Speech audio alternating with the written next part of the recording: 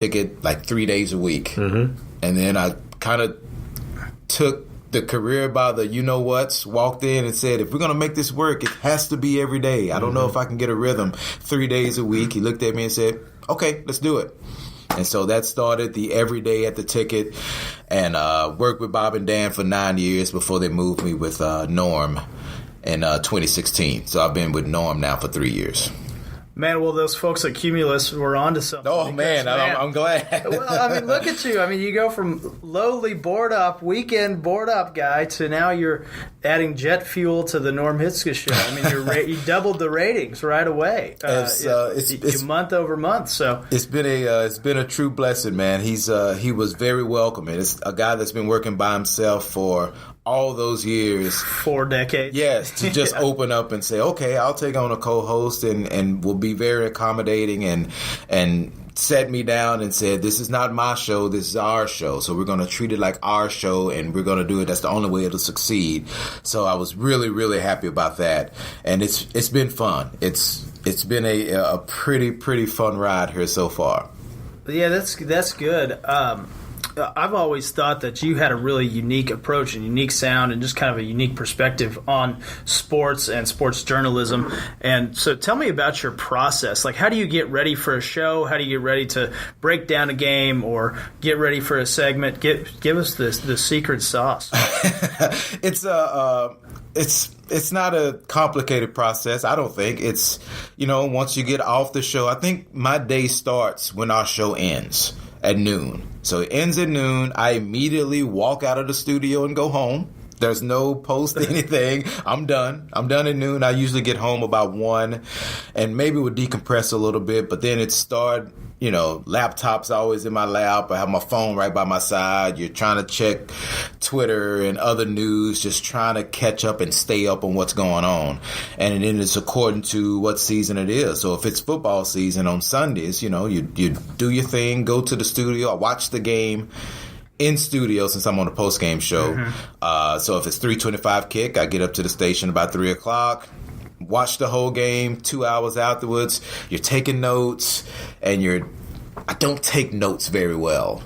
I'm trying to work on that. I kind of rely on a memory that's pretty good, and while everyone takes really, really hard notes, I kind of rely on my dome up here, so I'm trying to get better at that.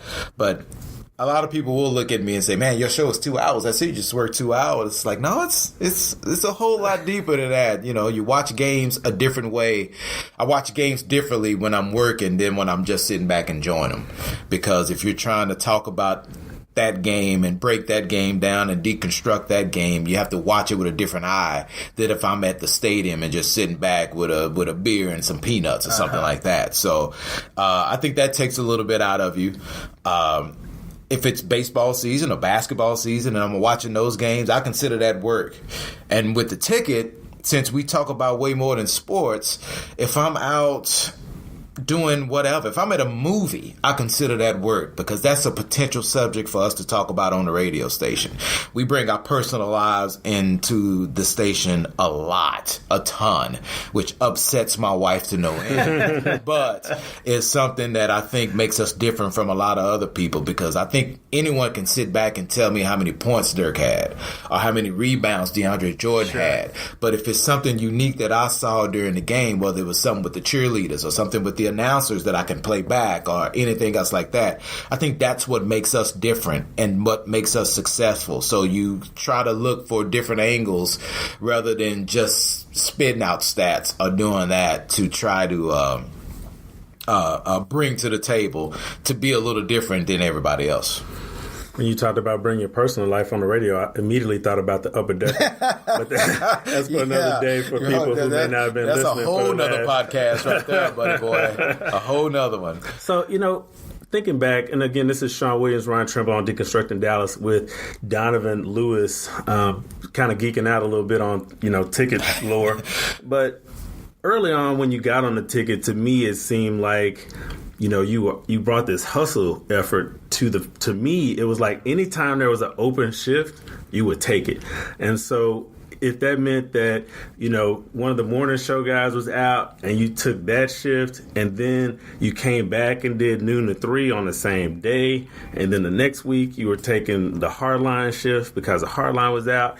It seemed like then that you did that. But the funny thing is also that you still, it feels like, have that same mentality, because while we were in between, you're talking about you're taking a stab at high school football in the booth. And even, I like listening to you and Jay Kemp doing the sampler platter. So, kind of how has it been for you kind of finding your niche and even just experimenting and trying different things at the ticket? Yeah, first off, it's a dream job. It's something that wasn't really available when I was in college, majoring in radio television. Sports talk radio wasn't that big. And now all of a sudden it's blown up to where it's all over the place. And watching a game is something I would do regardless if I was working at the ticket or not. Talking about that game with my friends would be something I would do whether I was working at the ticket or not. So now I get an opportunity to watch those sports that I would watch anyway, talk about it, and get paid for it. So that's like, my gosh, that's exactly what I wanted to do. But man, I always feel that I need to work or try to work harder than everyone else to get what I want to say out. And I guess you can just sit back and say, I don't want to do that because I'm pretty established where I am right now. But man, A, I love what I do. And B, if I have an opportunity to work with other people and talk about other things with them and just develop chemistry with that, you never know where that may lead or where that may go. So, hey, if somebody is out and they need me to fill in for them, I am all for it. It's not a time I will say no, because that hustling mentality I don't think will ever leave me. I think the time I sit back and I'm really comfortable where I am and what I'm doing is probably when I'll get a little nervous and want to maybe try to think about moving on, because I know I can always get better at what I do. And the only way to get better is to continually do it. So if it means getting another shift here or working a full week doing a double shift, hey, I'm all for it, because I love it.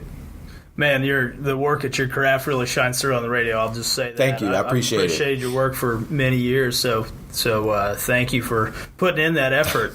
So away from work, tell me about the fun stuff, whether it's stuff you guys do at the ticket, what's the best sporting event, what do you like to do, what's the most fun thing to do around Dallas or anywhere for that matter? We had a bit about 3 years ago called the April Fool's Open, where they took all of the non-golfers to see who would be the best non-golfer and the worst. And after we did that, the golf show on Saturday said, hey, let's pluck one of those guys out and see if we can teach them how to play golf to see who can break 100.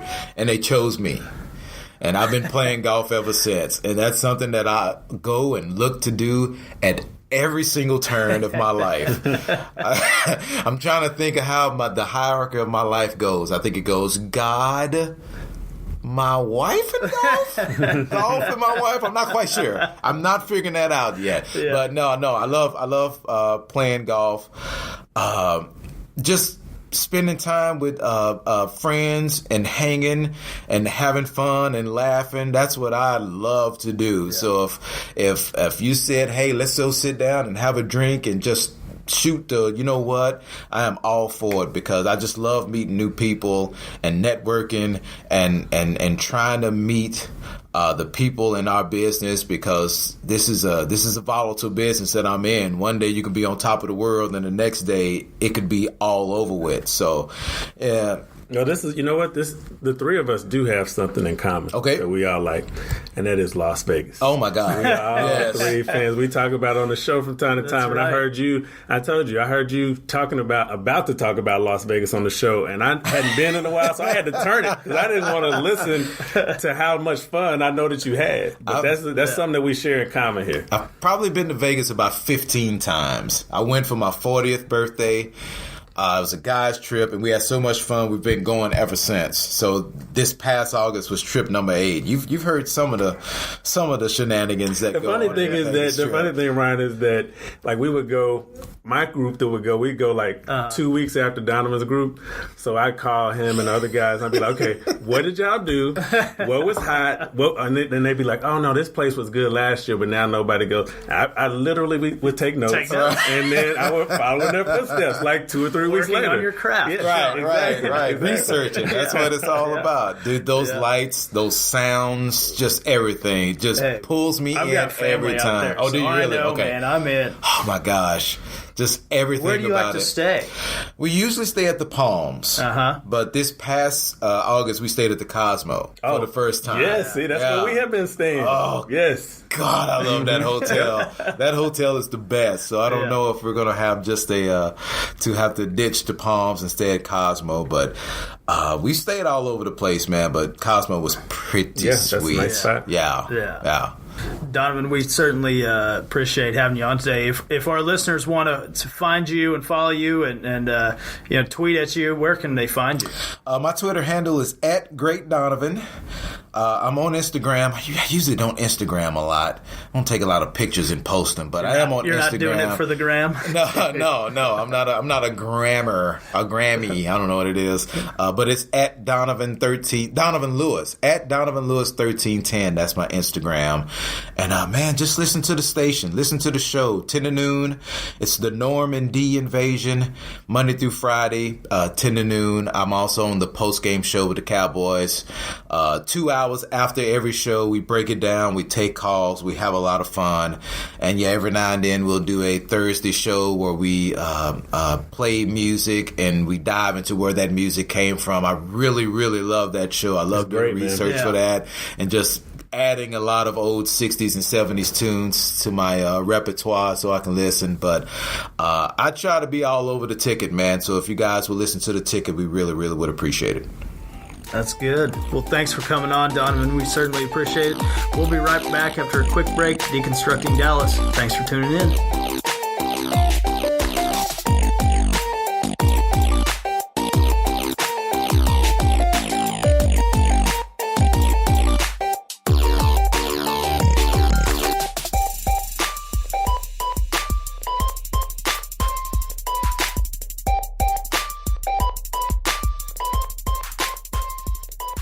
Welcome back. Deconstructing Dallas, Ryan Trimble, Sean Williams. Sean, how about Donnie Do? Man, fun times.